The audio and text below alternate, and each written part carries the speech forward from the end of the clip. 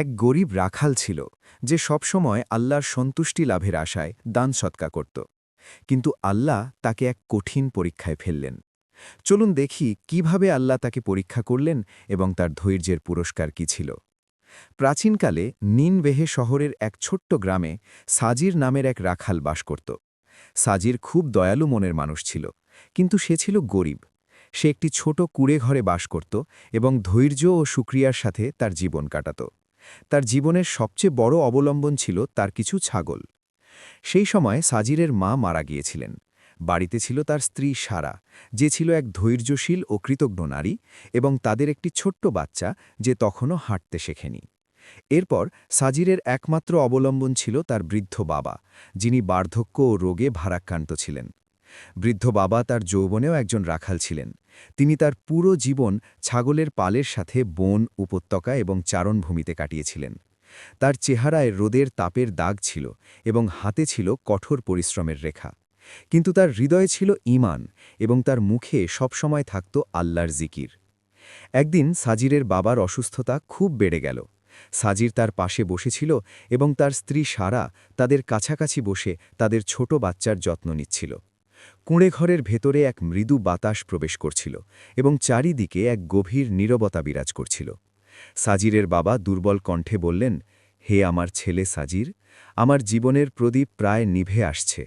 আমি তোমার জন্য কোনো ধন সম্পদ বা টাকা পয়সা রেখে যাচ্ছি না। আমার একমাত্র সম্বল হলো এই ছাগলগুলো, যেগুলোর তোমাকে যত্ন নিতে হবে। তবে আমার একটি উপদেশ আছে, যদি তুমি তা মেনে চলো তবে আল্লাহ তোমার জীবনকে সহজ করে দেবেন। সাজির আদবের সাথে বলল, আর তার চোখ থেকে অশ্রু গড়িয়ে পড়ছিল, বাবা, আপনি আমাকে যা ইচ্ছা আদেশ করুন।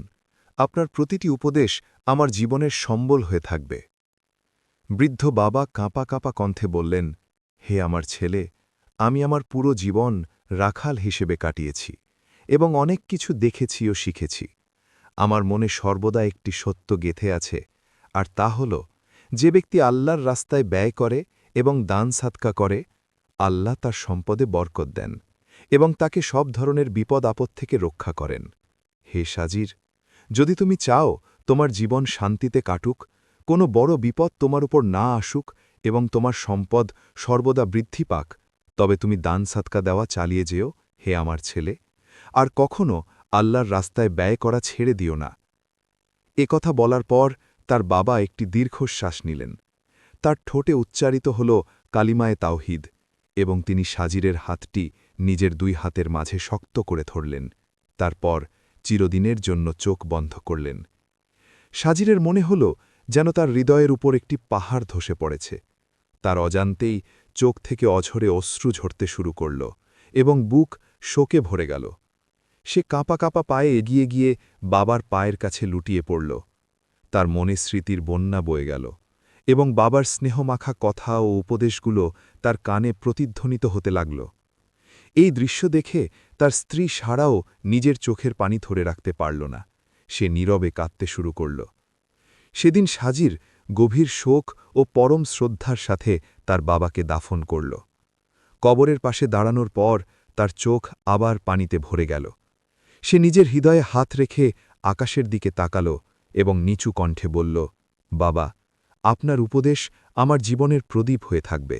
আমি কথা দিচ্ছি, আমি যতই গরিব হই না কেন, কখনো দান সাদকা ছাড়ব না। আপনার কথাগুলো আমার হৃদয়ে চিরকাল বেঁচে থাকবে এবং আমি সেগুলোকে আমার জীবনের পথ হিসেবে গ্রহণ করব। বাবার মৃত্যুর পর সাজির আরও বেশি মনোযোগী ও দায়িত্বশীল হয়ে উঠল। সে খুব ভালোভাবে বুঝতে পেরেছিল যে তার স্ত্রী সারা এবং ছেলে সম্পূর্ণভাবে তার ওপর নির্ভরশীল। তাদের আশা ভরসা এবং প্রয়োজন এখন তার হাতে। তাকে তার পরিবারের ভরণপোষণ করতে হবে এবং তার বাবার শেষ উপদেশটি সততার সাথে পালন করতে হবে। সে কেবল একজন রাখালই ছিল না, বরং সে কাঠ কাটার দক্ষতাও জানত। এই দক্ষতাটি তার উপার্জনের আরেকটি উৎস হয়ে উঠেছিল। এভাবেই সে তার বাবার শেখানো পথ অনুসরণ করে কাজ, ধৈর্য এবং দায়িত্ববোধের সাথে তার জীবন অতিবাহিত করছিল। খুব ভোরে যখন সূর্যের প্রথম আলো পৃথিবীকে আলোকিত করত, সাজির তার ছাগলগুলোকে নিয়ে বনের দিকে রওনা হতো।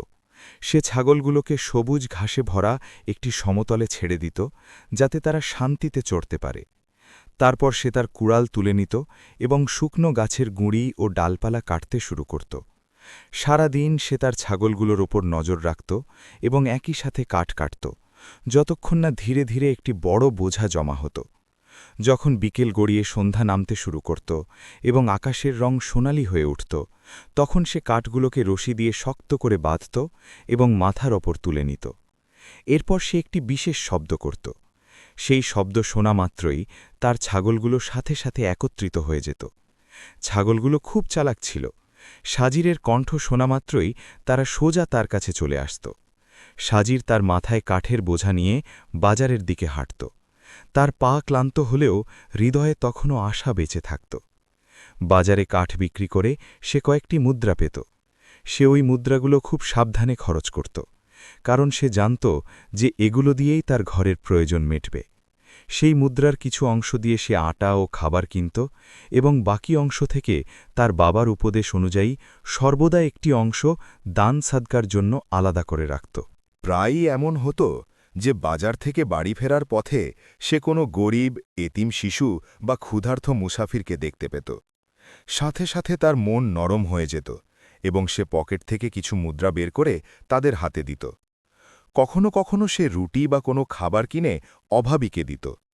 যখন সে কোনো অভাবীকে সাহায্য করত, তখন সে তার হৃদয়ে এক অদ্ভুত প্রশান্তি এবং গভীর আনন্দ অনুভব করত। তার মনে হতো যেন এই কাজে তার বাবার আত্মা খুশি হচ্ছে। তার স্ত্রী সারা প্রায়ই তাকে জিজ্ঞেস করত, হে সাজির, আমরা নিজেরাই তো অনেক গরিব, তাহলে তুমি কেন প্রতিদিন টাকা সাদকা করো? কখনো কখনো তো আমাদের বাড়িতেই পর্যাপ্ত খাবার থাকে না। তার কণ্ঠস্বরে ঘরের অবস্থা নিয়ে উদ্বেগ এবং কষ্ট ফুটে উঠত। তখন সাজি হাসত এবং পূর্ণ আস্থার সাথে উত্তর দিত, হে আমার স্ত্রী, এটি আমার বাবার ওসিয়ত। তিনি বলতেন, সাদকা বিপদ দূর করে এবং আল্লাহ এতে বরকত দেন। হ্যাঁ, আমরা গরিব, কিন্তু যখন আমরা আল্লাহর রাস্তায় দিই, তখন আমাদের কখনো কোনো অভাব হবে না। আল্লাহর নামে যা দেওয়া হয় তা কখনো হারিয়ে যায় না, বরং কোনো না কোনোভাবে আমাদের কাছেই ফিরে আসে। এই কথাগুলো শোনার পর সারা চুপ হয়ে যেত, কারণ সে জানত যে সাজিরের মন খুব নরম এবং সে কখনোই তার বাবার ওসিয়তের অবাধ্য হবে না। সে তার স্বামীর নেক স্বভাব নিয়ে গর্বও করত, আবার কখনো কখনো চিন্তিতও হতো। এভাবেই সাজিরের জীবন দান, সাদকা ও কর্মের মধ্য দিয়ে চলছিল। সকালে সে ছাগলগুলোকে চারণভূমিতে নিয়ে যেত এবং সারাদিন কাঠ কাটার কাজ করত। সন্ধ্যায় সে ছাগলগুলোকে বাড়ির দিকে তাড়িয়ে নিত এবং তারপর বাজারে কাঠ বিক্রি করত। কিন্তু মানুষের জীবন সবসময় এক অবস্থায় থাকে না। কিছুদিন শান্তিতে কাটে, আবার কখনো কখনো জীবনের আকাশে পরীক্ষার মেঘ ঘনিয়ে আসে। আর এমন মুহূর্তগুলোতেই মানুষের প্রকৃত ঈমান, ধৈর্য এবং তার প্রভুর প্রতি বিশ্বাসের গভীরতা প্রকাশ পায়। একদিন সাজির তার অভ্যাস অনুযায়ী বনে গেল। সকালের শীতল বাতাস বইছিল এবং পাখির কলকাকলি বনের চারিদিকে প্রতিধ্বনিত হচ্ছিল।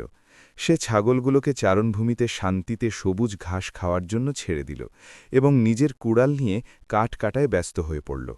সময় গড়িয়ে চলল এবং সূর্য অস্ত যাওয়ার দিকে ঢলে পড়ল। সন্ধ্যার ঠিক আগে সে কাঠের একটি ভালো বোঝা তৈরি করল এবং রশি দিয়ে শক্ত করে বাঁধল। তারপর সেটা মাথার উপর রাখল। এরপর সে তার ছাগলগুলোকে তার সেই বিশেষ শব্দে ডাকল, যে শব্দ শোনা মাত্রই ছাগলগুলো তার কাছে চলে আসত। সব ছাগল তার পেছনে পেছনে চলতে লাগল। সাজির সেগুলোকে বাড়ির ফেরার পথে তুলে দিল এবং স্বস্তির নিঃশ্বাস ফেলল। তারপর প্রতিদিনের মতো সে কাঠ বিক্রি করার জন্য নিজে বাজারের দিকে রওনা হল। বাজারে সে কাঠ বিক্রি করল এবং সারাদিনের পরিশ্রমের বিনিময়ে কয়েকটি মুদ্রা পেল। নিয়ম অনুযায়ী সে ওই মুদ্রাগুলো থেকে একটি অংশ সৎকার জন্য আলাদা করল এবং বাকি টাকা দিয়ে ঘরের সামান্য কিছু প্রয়োজনীয় জিনিস কিনল। তারপর সে প্রশান্ত মনে বাড়ির দিকে হাঁটতে লাগল। তার মনে খুব আনন্দ ছিল, কারণ তার দিনটিও একটি নেক আমলের মধ্য দিয়ে পার হয়েছে। কিন্তু যখন সে তার কুঁড়েঘরের কাছাকাছি পৌঁছাল, তখন সে দেখতে পেল তার স্ত্রী সারা দরজার কাছে দাঁড়িয়ে আছে। তার চেহারায় উদ্বেগের ছাপ স্পষ্ট ছিল এবং চোখে অস্থিরতা দেখা যাচ্ছিল। এই দৃশ্য দেখামাত্র সাজির তার হাঁটার গতি বাড়িয়ে দিল। তার কাছে গিয়ে জিজ্ঞেস করল, সারা, কি হয়েছে? তোমাকে এত চিন্তিত দেখাচ্ছে কেন? সারা অস্থির কণ্ঠে বলল, সজির, আজ এক অদ্ভুত ঘটনা ঘটেছে। ছাগলগুলো যখন তোমার শব্দ শুনল তখন তারা বাড়িতে ফিরে এসেছিল, কিন্তু একটি ছাগল ফেরেনি। আমি অনেক খুঁজেছি, এদিক ওদিক দেখেছি, এমনকি রাস্তায় গিয়েও খোঁজ করেছি, কিন্তু তাকে কোথাও দেখা যায়নি। এ কথা বলার সময় তার চেহারার উদ্বেগ আরও বেড়ে গেল, কারণ সে জানত যে তাদের জীবিকাই কয়েকটি ছাগলের ওপরই নির্ভর করে। একটি ছাগল হারিয়ে যাওয়া মানে তাদের জন্য বড় এক ক্ষতি। এ কথা শুনে সাজিরের বুক ধরফর করে উঠল এবং এক মুহূর্তের জন্য তার পা মাটিতে জমে গেল। সে তৎক্ষণাৎ বাইরে গেল এবং ছাগল গুনতে শুরু করল। তার হাত নিজের অজান্তেই কাঁপছিল এবং তার মনে এক অদ্ভুত শঙ্কা ভর করল। যখন সে ভালোভাবে গুনল তখন সত্যিই দেখল যে একটি ছাগল নিখোঁজ। এরপর সে তার ছোট ছেলের দিকে তাকাল, যে তার বাবার দিকে নিষ্পাপ দৃষ্টিতে তাকিয়েছিল, যেন বোঝার চেষ্টা করছিল কি ঘটছে। সাজির তার হৃদয়ে এক ভারী বোঝা অনুভব করল। তারপর শান্তভাবে বলল, হে সারা, মনে হচ্ছে আল্লাহ আমাদের এক পরীক্ষায় ফেলেছেন। হতে পারে কোনো চোর সেটা চুরি করেছে। যাই হোক, আমাদের ধৈর্য ধারণ করতে হবে, কারণ আমাদের কাছে যা কিছু আছে তা মূলত আল্লাহরই দেওয়া।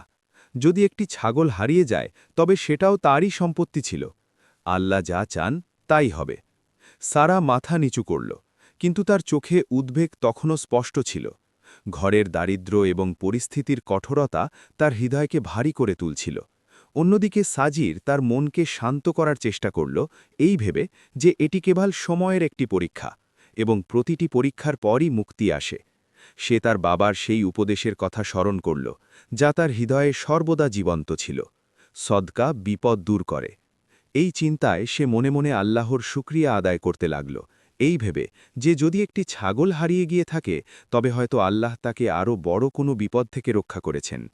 এভাবেই সাজিরের প্রতীক্ষার প্রথম দিনটি শুরু হল।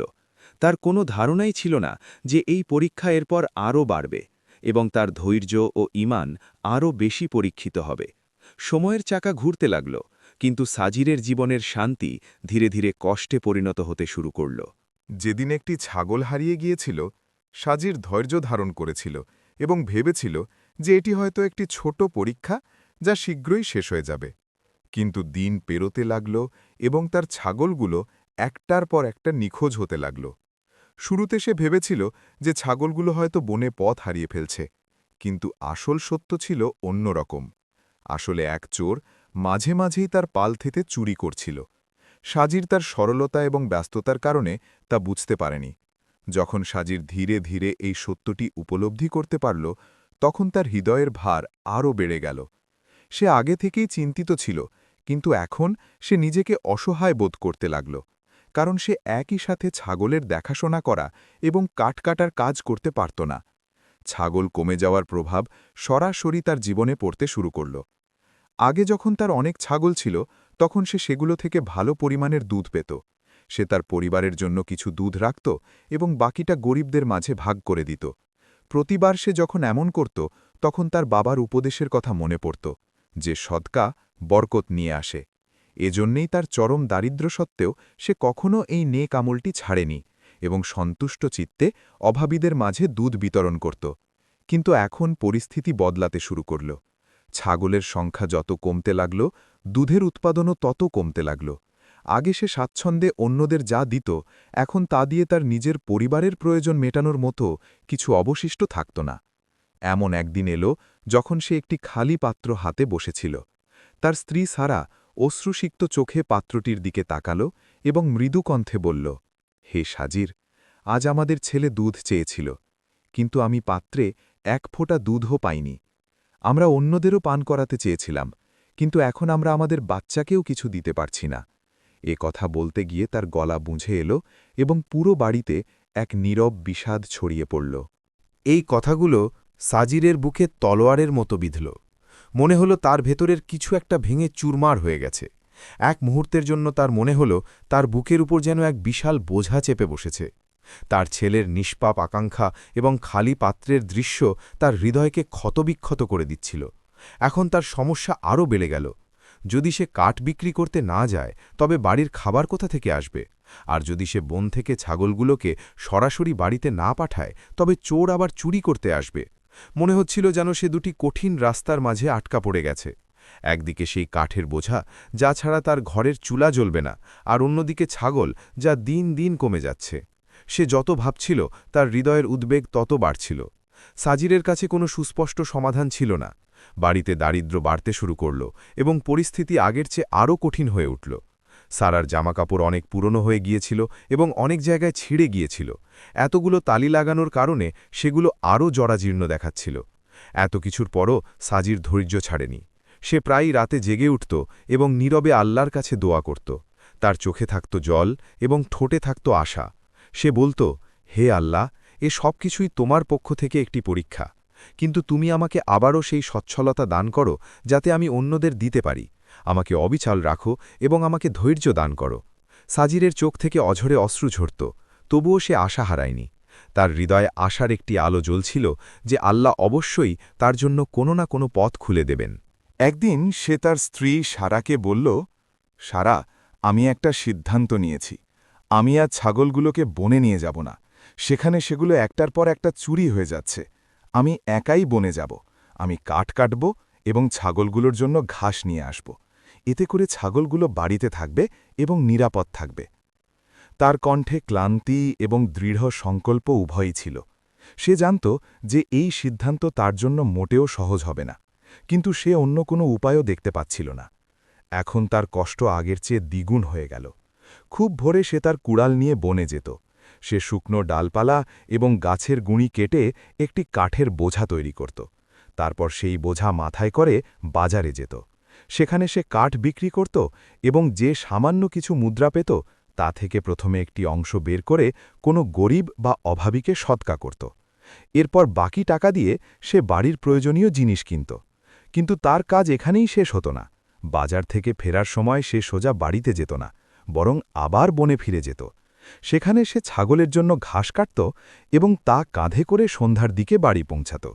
বাড়ি পৌঁছে সে ছাগলগুলোর সামনে ঘাস রাখত এবং এরপর ক্লান্ত হয়ে একপাশে বসে পড়ত।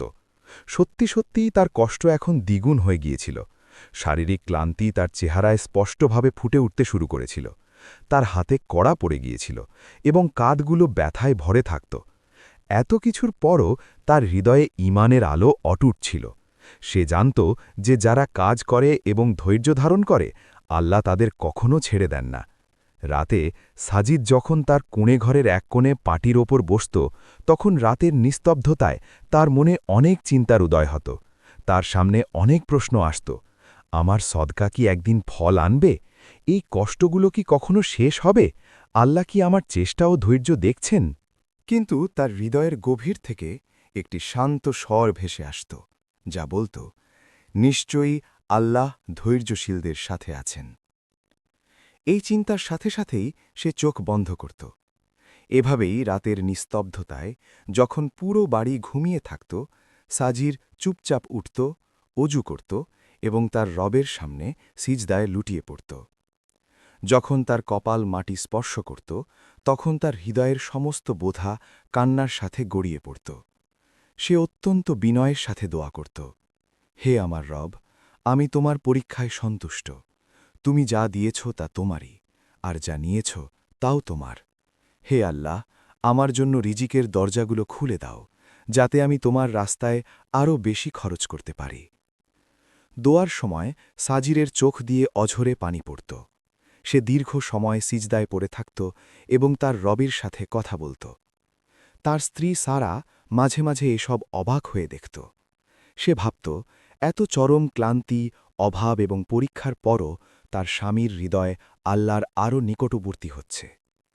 রাতের নীরবতায় যখন সে তাকে দোয়া করতে দেখত, তখন তার হৃদয়ে তার স্বামীর প্রতি সম্মান আরও বেড়ে যেত। সে মনে মনে বলত, এই লোকটি সত্যিই ধৈর্যশীল। আল্লাহ অবশ্যই তাকে তার ধৈর্যের ফল দেবেন এবং তার পরিশ্রম কখনো বৃথা যাবে না। একদিন সাজির প্রতিদিনের মতো বনে কাঠ কাটছিল। সূর্যের তাপ ছিল প্রচণ্ড। অতিরিক্ত গরমে তার পুরো শরীর ঘামে ভিজে গিয়েছিল। তার কপাল থেকে ঘামের ফোঁটাগুলো মুক্তোর মতো ঝরে পড়ছিল। কুড়ালের প্রতিটি কোপের সাথে তার হাত ক্লান্ত হয়ে পড়ছিল, কিন্তু সে না থেমেই তার কাজ চালিয়ে যাচ্ছিল। এরই মাঝে হঠাৎ তার চোখ একটি অদ্ভুত গাছের উপর পড়ল। গাছটির একটি শিকড় মাটি থেকে কিছুটা উঁচুতে ছিল। মনে হচ্ছিল যেন এর নিচে কিছু লুকোনো আছে। সাজিরের মনে কৌতূহল জাগল। সে কিছুক্ষণের জন্য থামল এবং গাছটির দিকে মনোযোগ দিয়ে তাকাল। তারপর তার কুড়ালটি একপাশে রেখে সে সেখানে ধীরে ধীরে খনন করতে শুরু করল। সে যত মাটি সরাচ্ছিল তার কৌতূহল তত বাড়ছিল। কিছুক্ষণ পর তার হাত শক্ত কিছুর সাথে ধাক্কা খেল। যখন সে আরও মাটি সরাল তখন একটি কাঠের বাক্স বেরিয়ে এলো। সাজিরের হৃৎস্পন্দন বেড়ে গেল এবং তার নিঃশ্বাস ভারী হয়ে উঠল। সে সাবধানে বাক্সটি বের করল। যখন সে বাক্সটির ঢাকনা খুলল তখন বিস্ময়ে তার চোখ ছানা বড়া হয়ে গেল। বাক্সটি সোনার কয়েন এবং মূল্যবান রত্নপাথরে ভরা ছিল। এটি এমন এক দৃশ্য ছিল যা সে কখনো কল্পনাও করেনি। নিজের অজান্তেই সাজির সিজদায় লুটিয়ে পড়ল এবং তার রবের শুকরিয়া আদায় করতে শুরু করল। হে আল্লাহ, এ সবকিছুই তোমার দান। তুমি আমার চেষ্টা এবং আমার সৎকা বৃথা যেতে দাওনি। তুমি এই পরীক্ষার পর তোমার রহমতে আমাকে ধন্য করেছ। আনন্দে ভরপুর হৃদয় নিয়ে সে বাক্সটি কাঁধে তুলে বাড়ির দিকে রওনা হল। যখন তার স্ত্রী সারা দরজার কাছে দাঁড়িয়ে তাকে দেখল তখন সে অবাক হয়ে তার দিকে তাকিয়ে রইল। তার চেহারায় বিস্ময় এবং আনন্দ উভয়ই ফুটে উঠেছিল। সে কাঁপতে কাঁপতে বলল, সাজির, এগুলো কি? অতিরিক্ত বিস্ময়ে তার চোখ বড় বড় হয়ে গেল। সাজির হাসল এবং বলল, সারা, এটা আল্লাহর সাহায্য। তিনি তার রহমতে আমাদের ওপর অনুগ্রহ করেছেন। আমার সবসময় বিশ্বাস ছিল যে আল্লাহ ধৈর্যশীলদের কখনো খালি হাতে ফিরিয়ে দেন না। তারপর সে গম্ভীরভাবে বলল, আমি এখন সিদ্ধান্ত নিয়েছি আমি আগে আল্লাহর রাস্তায় যা খরচ করতাম এখন তার চেয়ে আরও বেশি খরচ করব। সারার চোখ পানিতে ভরে উঠল। সে তার ধৈর্যশীল স্বামীর হৃদয়ের বিশালতা উপলব্ধি করতে পারল। কিন্তু আল্লাহর অনুগ্রহ এখানেই শেষ হয়নি। পরদিন আরেকটি অদ্ভুত ঘটনা ঘটল। সাজির তার প্রতি আল্লাহর এই বিশেষ অনুগ্রহের জন্য খুব খুশি ছিল। তাই সে আল্লাহর সন্তুষ্টি লাভের আশায় তার গ্রামের অভাবীদের খাওয়ানোর সংকল্প করল। সে গ্রামের বাজারে গেল খাবার জন্য প্রয়োজনীয় জিনিসপত্র কিনতে। সেখানে তার চোখ পড়ল এক মুখ ঢাকা লোকের উপর, যে একজন ব্যবসায়ীর কাছে দুটি ছাগল বিক্রি করছিল। সাজির ছাগল দুটি দেখা মাত্রই চিনে ফেলল, কারণ সে তার সব ছাগলের গায়ে লাল রঙের একটি চিহ্ন দিয়ে রাখত, যাতে সেগুলি হারিয়ে না যায়। সাজির সাথে সাথে লোকটির দিকে এগিয়ে গেল এবং তাকে বিনয়ের সাথে বলল যে এই ছাগল দুটি তার। এগুলো তার হাতে কিভাবে এলো? কিন্তু লোকটি কঠোরভাবে তা অস্বীকার করল এবং বলল যে ছাগল দুটি তার এবং সাজির মিথ্যে দাবি করছে। সাজির বুঝতে পারল যে হয়তো এই লোকটিই তার ছাগল চুরি করত। তাই সে লোকটিকে জানাল যে সে কাজীর কাছে তার বিরুদ্ধে অভিযোগ করবে। মুখ ঢাকা লোকটি নির্ভর ছিল, কারণ সে ভেবেছিল যে তার বিরুদ্ধে কোনো প্রমাণ পাওয়া যাবে না। দুজনেই কাজীর কাছে গেল। যখন কাজী সাজিরের কাছে প্রমাণ চাইলেন, সাজির বলল যে তার পুরো পালের ওপর একটি লাল রঙের চিহ্ন আছে, কারোর পায়ে, কারোর মাথায়, আর এই ছাগল দুটোর গায়েও একই চিহ্ন আছে। সে আরও বলল যে তার বাড়িতে এমন চিহ্নওয়ালা আরও ছাগল আছে এবং এই ছাগলগুলো অনেক দিন ধরেই নিখোঁজ। কাজী যখন চিহ্নগুলো দেখলেন তখন তিনি সাজিরের কথা সত্য বলে প্রমাণ পেলেন। তিনি সাথে সাথে সেই মুখ ঢাকা লোকটিকে গ্রেফতারের নির্দেশ দিলেন। লোকটি চিৎকার করে আপত্তি জানাতে লাগল, কিন্তু আল্লাহর আদেশে তার মন্দ কাজ প্রকাশ পাওয়ার সময় এসে গিয়েছিল। যখন তার বাড়িতে তল্লাশি চালানো হল তখন সাজিরের বাকি ছাগলগুলো সেখানে পাওয়া গেল। সাজির কৃতজ্ঞতার অশ্রু ঝরিয়ে বলল, হে সারা, দেখো, আমার সম্পদ ফিরে এসেছে, কারণ তা হালাল ছিল। অবশেষে চোরটি ধরা পড়েছে। যখন কাজী তার হিসাব পরীক্ষা করলেন তখন তিনি সমস্ত চুরি করা সম্পদ বাজেয়াপ্ত করে প্রকৃত মালিকদের ফিরিয়ে দিলেন এবং চোরটিকে কঠোর শাস্তির আদেশ দিলেন। এভাবেই এক মুহূর্তের মধ্যে তার হারাম সম্পদ শেষ হয়ে গেল। এই দৃশ্য দেখে সাজির ভাবল যে হারাম সম্পদ কখনো টেকে না, বরং তা এক নিমিষেই শেষ হয়ে যায়। অন্যদিকে হালাল সম্পদ এবং আল্লাহর রাস্তায় দেওয়া সাদকা মানুষের ভাগ্য বদলে দেয়।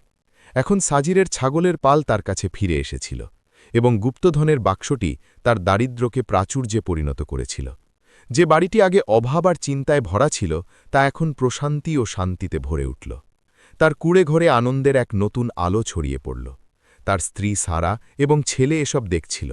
তাদের হৃদয় আবেগে ভরে গিয়েছিল এবং চোখ থেকে কৃতজ্ঞতার অশ্রু ঝরছিল। তারা বারবার আকাশের দিকে তাকিয়ে আল্লাহর শুকরিয়া আদায় করছিল। কিন্তু এর চেয়েও গুরুত্বপূর্ণ ব্যাপার হল সাজিরের হৃদয় আগের চেয়ে আল্লাহর আরও বেশি কাছাকাছি হয়ে গেল।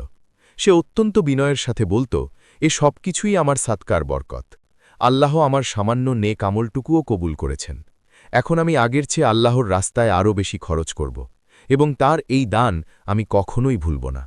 এভাবেই সাজিরের ভাগ্য বদলে গেল। যে জীবন দারিদ্র্য, কষ্ট এবং পরীক্ষায় ভরা ছিল তা ধীরে ধীরে প্রাচুর্যে পরিণত হতে শুরু করল। তার ঘর শান্তি, ভালোবাসা এবং কৃতজ্ঞতায় ভরে উঠল।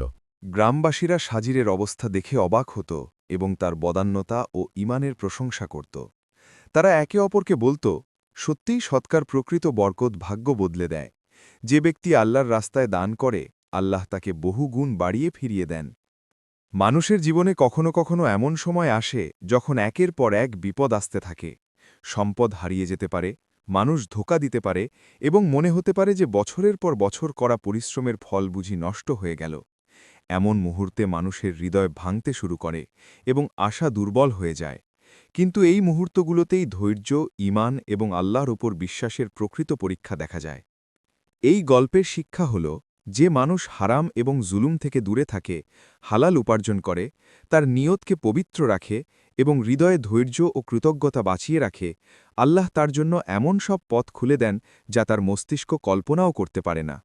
সদকা, আমানতদারি এবং আল্লাহর ওপর তাওয়াক্কুল কখনো বৃথা যায় না। কখনো কখনো এর ফল প্রকাশ হতে দেরি হতে পারে, কিন্তু যখন আল্লাহর রহমত আসে তখন তিনি মানুষের ক্ষতি পূরণ করে দেন, তার সম্মান ফিরিয়ে দেন এবং তাকে এমন কল্যাণ দান করেন যা সে কখনো কল্পনাও করেনি। প্রকৃত সফলতা হল বিপদের সময়ও মানুষ যেন ভালো কাজ করা না ছাড়ে, রবের প্রতি নিজের বিশ্বাসে অটল থাকে এবং অন্যদের প্রতি ইহসান বা দয়া চালিয়ে যায়, কারণ আল্লাহ ধৈর্যশীল এবং তার ওপর তাওয়াক্কুলকারীদের প্রতিদান না দিয়ে ছেড়ে দেন না। বন্ধুরা, আমি আশা করি এই গল্পটি আপনাদের অনেক ভালো লেগেছে এবং আপনারা এখান থেকে একটি সুন্দর শিক্ষা পেয়েছেন। যদি এই গল্পটি আপনাদের পছন্দ হয়ে থাকে তবে এটি আপনাদের বন্ধুদের সাথে শেয়ার করুন, যাতে তারাও এর থেকে উপকৃত হতে পারে এবং অন্যদের সাহায্য করতে এবং আল্লাহর রাস্তায় ব্যয় করতে উৎসাহিত হয়। আমরা আল্লাহর কাছে প্রার্থনা করি, তিনি যেন আমাদের সবার অবস্থার উন্নতি করেন এবং আমাদের অন্তরকে কল্যাণ ও বদান্যতায় ভরিয়ে দেন। আমিন।